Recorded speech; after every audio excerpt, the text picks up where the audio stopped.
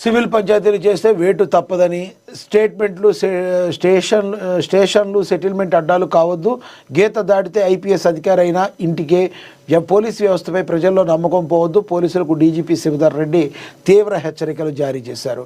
మరి అంతే కదా, మీరు ఏదన్నా ఉంటే మరి తెలంగాణ రాష్ట్ర పోలీసు యంత్రాంగం తన విధి నిర్వహణలో అత్యంత పారదర్శకతతో వ్యవహరించాలని, ముఖ్యంగా సివిల్ వివాదాల విషయంలో గీత దాటకూడదని డీజీపీ శివధర్ రెడ్డి స్పష్టమైన ఆదేశాలు జారీ చేశారు.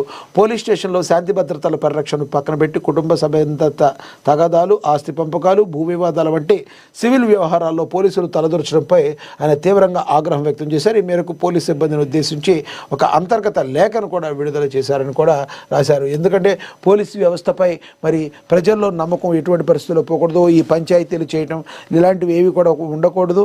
ఏదన్నా ఉంటే న్యాయబద్ధంగా చట్టబద్ధంగా వెళ్లాల్సిన అవసరం ఉంటుంది. కానీ ఇష్టం వచ్చినట్టు పంచాయతీలు చేసి మరి అరకొర డబ్బులు తీసుకెళ్లి జేబుల్లో పెట్టుకునేవాడు పోలీసులైనా కూడా ఉంటే మరి ఊరుకునే పనే లేదు. పోలీసు వ్యవస్థపై ప్రజల్లో నమ్మకం ఉండాలి.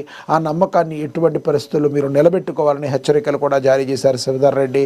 మరి ఒక రకంగా ఇది మరి పోలీసులందరికీ కూడా ఒక స్వీట్ వార్నింగ్ ఆయన ఇచ్చారు. దాని రానున్న రోజుల్లో మరి తద్వారా మరి ఈయన చెప్పిన రూల్స్ అన్నీ కూడా 100% పోలీసులు పాటిస్తారని కూడా మనందరం కూడా ఆశించవచ్చు.